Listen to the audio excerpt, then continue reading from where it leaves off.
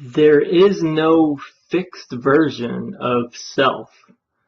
Like everything in reality, we're constantly changing, and the only constant is change. The underlying nature of everything is perpetual flux.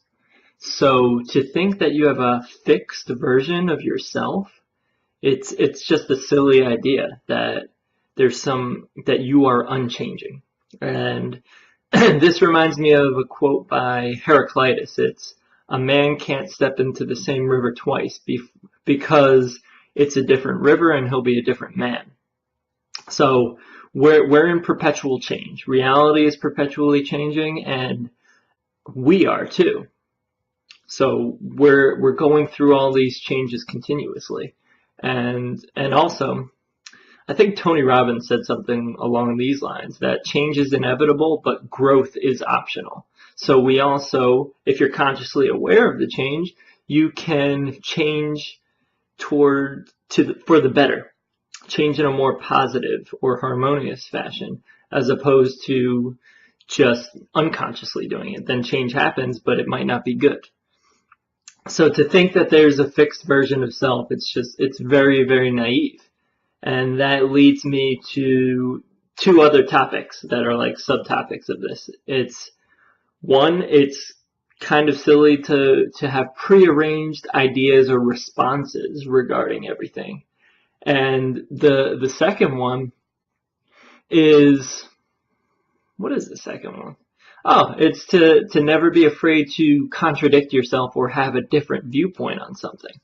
So regarding the prearranged responses, if you always have the same preset responses to things, you are a robot, you know? It's a sign of intellect to be able to think on your feet and think spontaneously and generate novel ideas instead of always having a preset response for every situation, because this reality is not mechanical.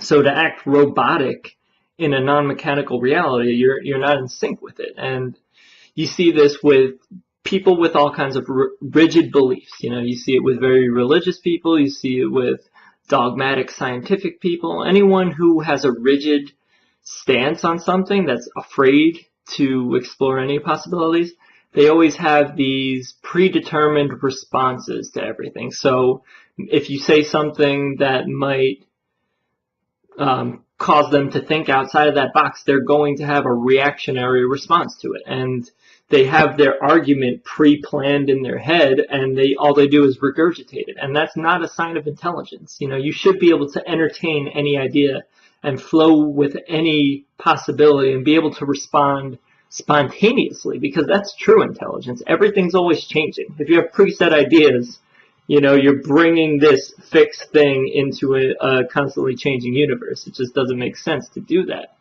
And then also with the having an unchanging stance on something.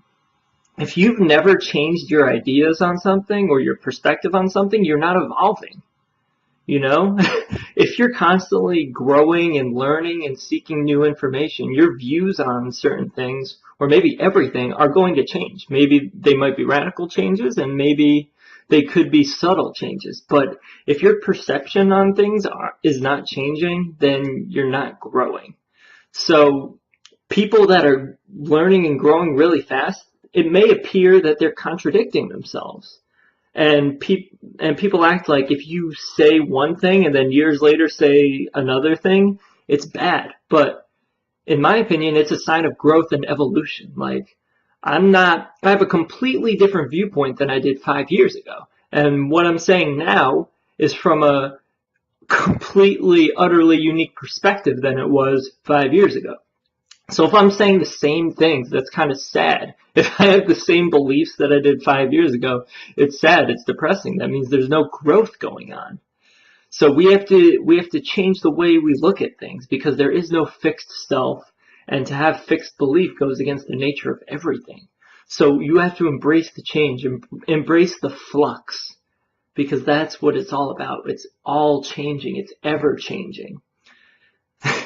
The only constant is change, so roll with that. You know, don't be afraid to change, learn, grow, evolve. Embrace the change. All right? Peace, peace, much love, and one love.